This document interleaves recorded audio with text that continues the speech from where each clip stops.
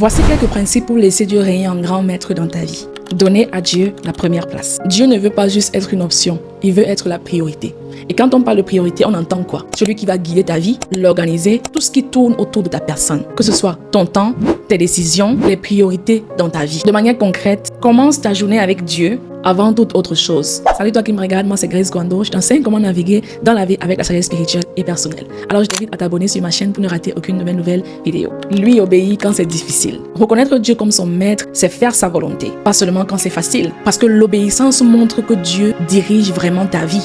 Dans Jean 14, verset 15, la Bible dit « Si vous m'aimez, gardez mes commandements. » Renoncer à soi-même, ça c'est très essentiel. Laisser Dieu régner implique de dire non à certaines envies. C'est dur, je sais. Le fait que tu laisses Dieu régner dans ta vie, que l'on sente la différence entre toi et une autre personne qui mène sa vie comme elle entend. Matthieu 16, verset 24, il est écrit « Si quelqu'un veut venir à moi, qu'il renonce à lui-même. » En d'autres termes, il y aura des choses dont tu as envie de faire, des choses que tu as envie de dire, dont tu devras te séparer. Parce qu'à ce moment-là, ce n'est plus toi qui vis, c'est Dieu qui vit en toi, c'est Christ qui vit en toi. Et j'aimerais juste être clair sur un point. Dire que tu renonces à toi-même ne veut pas dire que tu es en train de perdre certaines choses. Au contraire, tu gagnes une vie transformée. Dépendre de lui dans chaque décision. Tu ne décides plus seul. Tu consultes Dieu dans les petites comme dans les grandes choses. Développe l'habitude de dire, Seigneur, que veux-tu que je fasse? Est-ce que ceci c'est ta volonté? Est-ce que tu es en accord avec ceci? Dans Proverbe 3, verset 6, il est écrit, reconnais-le dans toutes tes voies et il aplanira tes sentiers. Nourris une relation constante avec lui.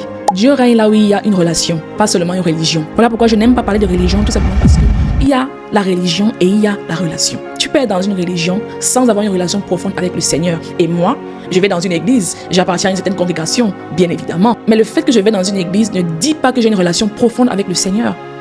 Voilà pourquoi tous les jours, je demande au Seigneur de me donner la capacité de développer chaque jour une relation profonde avec lui. Parce que tu peux être proche de l'église, mais être loin de Dieu. Je ne dis pas qu'il ne faut pas aller dans les églises, mais je dis, vaut mieux avoir une relation proche de Dieu et proche de l'église. Dans Jean 15, verset 4, il est écrit, demeurez en moi et je demeurerai en vous. Alors par la prière et par la parole, reste connecté à Dieu chaque jour. Se laisser transformer intérieurement. Dieu veut changer ton cœur, pas seulement ton comportement, parce que de ton cœur vient tout. Dans Romains 12, verset 2, la Bible déclare, soyez transformés par le renouvellement de l'intelligence. Et le renouvellement de l'intelligence ne se fait que si on se laisse transformer de manière intérieure par Dieu. Alors accepte que Dieu travaille en toi même quand c'est inconfortable. Rejette le péché consciemment. Le péché empêche Dieu de régner pleinement dans ta vie. Il faut faire des choix clairs.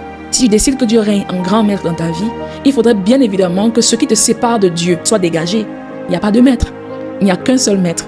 Et quand l'un est là, l'autre dégage. Dans Romains 6, verset 12, ne laissez pas le péché régner dans vos corps. Identifie ce qui t'éloigne de Dieu et coupe cela. Parce que ça ne te sera d'aucun bien. Au contraire, ça ne va qu'éloigner Dieu de plus en plus de ta vie. Faire confiance à Dieu totalement. Même quand tu ne comprends pas, continue à lui faire confiance. Dans Proverbe 3, verset 5, il est écrit « Confie-toi en l'Éternel de tout ton cœur. » Amen. La foi, c'est croire même sans voir.